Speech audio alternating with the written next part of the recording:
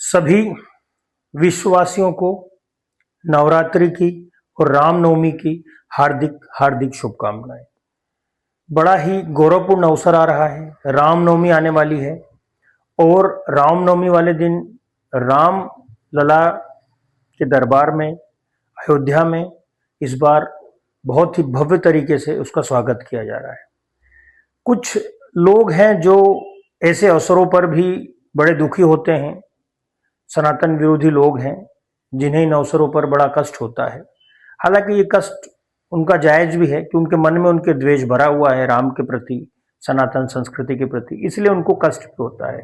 तो इस कष्ट को वो होने दें और जीवन भर इसी कष्ट में वो मर जाएं, इससे किसी को कोई फर्क नहीं पड़ता। ऐसा कष्ट उनका बना रहेगा और हम सभी भारतवासी बड़े हर्षोल्लास के साथ अपने राम जी के जन्म को रामनवमी के अवसर पर बड़े हर्षोल्लास के साथ मनाएंगे। नवरात्रि के जो 9 दिन हैं इनका बहुत ही बड़ा साइंटिफिक कारण है। सबसे पहला कारण ये है कि ये जो 9 दिन हैं ये व्यक्ति की बर्थ से लेकर के उसकी डेथ तक का वर्णन करते हैं। आप देखेंगे जो ये 9 रूप हैं आप पाएंगे कुष्मांडा, शैलपुत्री, ब्रह्मचारिणी, चंद्रघंटा, स्कंद माता, कात्यायनी, कालरात्रि, महागौरी और सिद्धरात्रि। ये पूरी स्टेज है। बर्थ, उसके बाद में विवाह, उसके बाद में स्कंद माता, कार्तिक, कात्यायनी अपने बच्चों को प्रोटेक्ट करना, कालरात्रि उसके लिए काली का रूप लेना, महागौरी एक प्रकार से पीस और शांति का प्रतीक है, और सिद्धरात्रि जो कि वानप्रस्थ अवस्था है जिसमें हम लोग अपने जीवन के आखिरी पड़ाव को जीते हैं। तो ये जो नवरात्रि है वो बर्थ से लेकर के डेथ तक का पूरा वर्णन है। इस नवरात्रि में एक और खास बात है कि 9 दिन जो है उपवास रखे जाते हैं, फास्ट।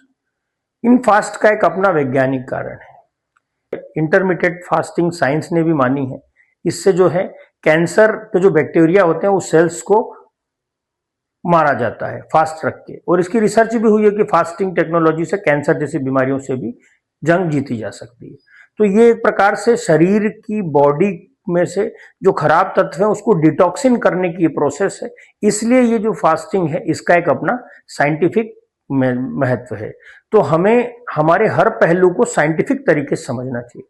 अब एक प्रश्न और सब लोगों के मन में उठता है कि हमारे यहाँ जो तिथियां होती हैं वो कभी कोई बोलता है कि नवमी जो है वो 26 तारीख को है इस बार, कोई बोल रहा 27 तारीख को। तो हमारे वहां इस तिथियों को बढ़ने का एक कारण है, जैसा कि मैंने आपको पहले भी बताया है कि हमारा जो विक्रम संवत कैलेंडर है वो लूनार कैलेंडर है जो चंद्रमा पर आधारित है और सूर्य के साथ में इसका बैलेंस किया जाता है। और चंद्रमा के जो दिन होते हैं वो 29.5 दिन होते हैं। और दूसरी, चंद्रमा का जो आकार है वो पूरा गोलाकार नहीं है, अंडाकार है। तो चंद्रमा की जो गति है वो हर दिन बदलती रहती है।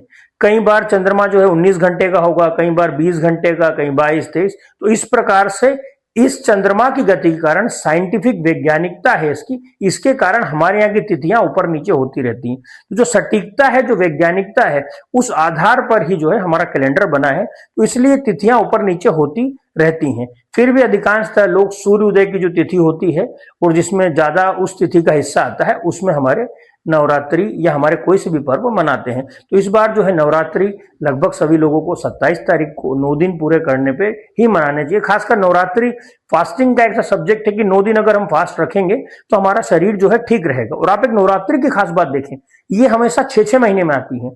दो ही गोलार्थ होते हैं धरती में, उत्तरी और दक्षिणी, और 6 महीने के बाद में ही आप देखेंगे अगली नवरात्रि सितंबर अक्टूबर में आएगी, शारदीय नवरात्रि। और ये नवरात्रि जो है चैत्र वाली जो है ये अप्रैल में आती है। तो हमें हमारी नवरात्रि 6-6 महीने के अंतराल में आती है और 6 महीने के अंतराल में 9 दिन की फास्टिंग से हमारी बॉडी में जो है डिटॉक्सिन्स हो जाते हैं, जो बैक्टीरियाज होते हैं, हार्मफुल बैक्टीरियाज। तो ये एक साइंटिफिक वे है। तो अगर आप अष्टमी 8 को भी आ रही है तो कोई दिक्कत नहीं, अगर आपको लगता है तो आप 9वीं के दिन उपवास खोलें, 9 दिन फास्ट रखें, तो इससे आपके शरीर के जो कीटाणु हैं वो मर जाएंगे, जो खासकर बेड बैक्टीरियाज हैं। तो हमारा हर एंगल साइंटिफिक है।